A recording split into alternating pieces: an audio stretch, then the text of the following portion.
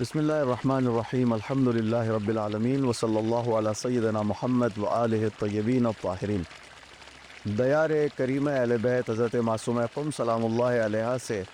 کریم اہل بیت حضرت امام حسن مجتبیٰ علیہ الصلاۃ والسلام کی ولادت باسعادت کے اس پرمسرت موقع پر میں آپ حضرات کی خدمت میں مبارکباد پیش کرتا ہوں۔ یہ ایام نہایت مسرت اور خوشی کے ایام ہیں۔ یقیناً اللہ سبحانہ و تعالیٰ نے یہ ایام ولادت اور ایام سرور اس لیے رکھے ہیں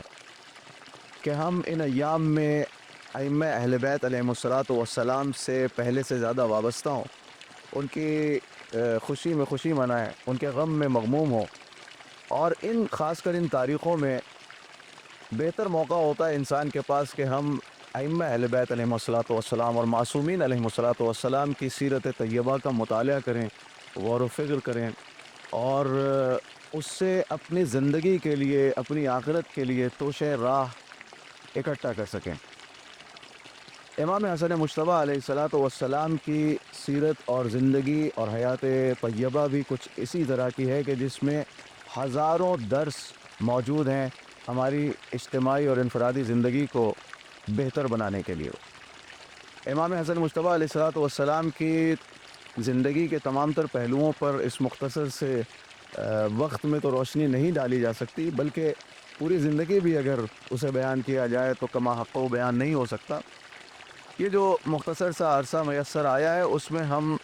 اس وقت یہ چاہتے ہیں کہ امام حسن مجتبیٰ علیہ الصلاۃ والسلام کی شجاعت کے سلسلے میں دو چار باتیں آپ کی خدمت میں پیش کریں، اس لیے کہ شجاعت کا پہلو وہ ہے کہ جسے بیان کرنے کی ضرورت ہے امام حسن مجتبیٰ کے حوالے سے۔ بہت سارے پہلو امام کے زندگی سے لوگوں کے سامنے موجود ہیں، مگر لوگ جب دیکھتے ہیں کہ امام حسن علیہ الصلاۃ والسلام نے شام کے حاکم سے صلح کر لی ان شرائط و حالات کے پیش نظر، تو ان کا تصور یکسر امام حسن مجتبیٰ علیہ الصلاۃ والسلام کے سلسلے میں یہ ہو گیا کہ گویا کہ امام حسن علیہ السلام کے یہاں شجاعت نہیں پائی جاتی تھی، جبکہ یہ بالکل غلط تصور ہے۔ اگر شرائط و حالات کے مطابق صلح کرنے پر انسان آ جائے تو صلح کرنا، ایسی صلح کرنا اس کے عدم شجاعت کی دلیل نہیں ہے، یا معاذ اللہ خاکم بدہن نقل کفر مباشد، اس کی بزدلی پر دلیل نہیں ہے۔ یہ شجاعت امام حسن مجتبیٰ علیہ الصلاۃ والسلام اپنی جگہ بالکل مسلم ہے۔ اگر صلح کرنا خدا نخواستہ خاکم بدہن معاذ اللہ امام کی بزدلی کی دلیل ہے یا کسی کی بزدلی کی دلیل ہے، تو آپ پھر رسول اللہ صلی اللہ علیہ وآلہ وسلم کی صلح کو کیا کہیں گے؟ رسول اللہ صلی اللہ علیہ وآلہ وسلم نے صلح حدیبیہ انجام دی۔ اس سے ثابت ہوتا ہے کہ صلح بذات خود بنفس ہی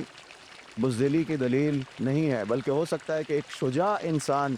شرائط و حالات کے پیش نظر حکمت عملی کے طور پر اس وقت صلح کرنے پر آمادہ ہو۔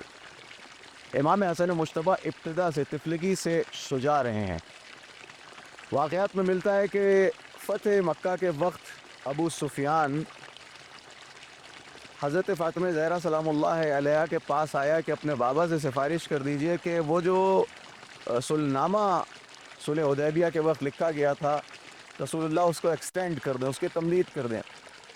تو حضرت فاطمہ زہرا سلام اللہ علیہ نے کہا کہ اگر یہ حسن مجتبیٰ جو اس وقت 5-6 سال کے تھے اگر یہ کہہ دیں تو ٹھیک ہے۔ امام حسن مجتبیٰ کے پاس ابو سفیان گیا اور ابو سفیان نے کہا کہ اپنے نانا سے سفارش کر دیجئے تاکہ وہ اس صلح نامے کو ایکسٹینڈ کر دیں۔ تو امام حسن مجتبیٰ علیہ الصلاۃ والسلام نے ابو سفیان کی ناک پکڑی، شجاعت بچپنے سے اس کی ناک پکڑی اور دوسرے ہاتھ سے اس کی داڑھی پکڑی اور کہا کہ اگر تم اللہ کی وحدانیت اور رسول کی رسالت کی گواہی دیتے ہو تو ہم تمہاری سفارش کر دیں گے۔ یہ ایک شجاعت کا پہلو۔ امام حسن مجتبیٰ کی شجاعت کا دوسرا پہلو اگر دیکھنا ہے تو یہ دیکھیں کہ خلافت سوم کے دور میں، تیسری خلافت کے دور میں، عثمان بن عفان کے دور میں، جب عثمان بن عفان نے حضرت ابوذر کو، اتنے عظیم صحابی کو، اتنے عظیم المرتبت انسان کو، جب حضرت ابوذر کے تنقید کی وہ تاب نہ لا سکا تو اس نے حضرت ابوذر کو شہر بدر کر دیا، تبعید کر دی، اور یہ پابندی لگا دی کہ کوئی بھی ابوذر کو چھوڑنے کے لیے نہیں جائے گا، لہٰذا سب ڈر گئے۔ لیکن حضرت امیر کائنات نے امام حسن سے کہا کہ تم جاؤ، اور امام حسن گئے۔ یہ دوسرا پہلو۔ جنگ جمل و صفین و نہروان میں آپ دیکھ سکتے ہیں کہ کس طرح سے امام حسن مجتبیٰ نے داد شجاعت دی، بڑھ بڑھ کے حملے کیے۔ جنگ جمل میں میسرے پر امام حسین تھے تو میمنے پر امام حسن مجتبیٰ علیہ السلام معاذ جنگ کو سنبھالے ہوئے تھے، اور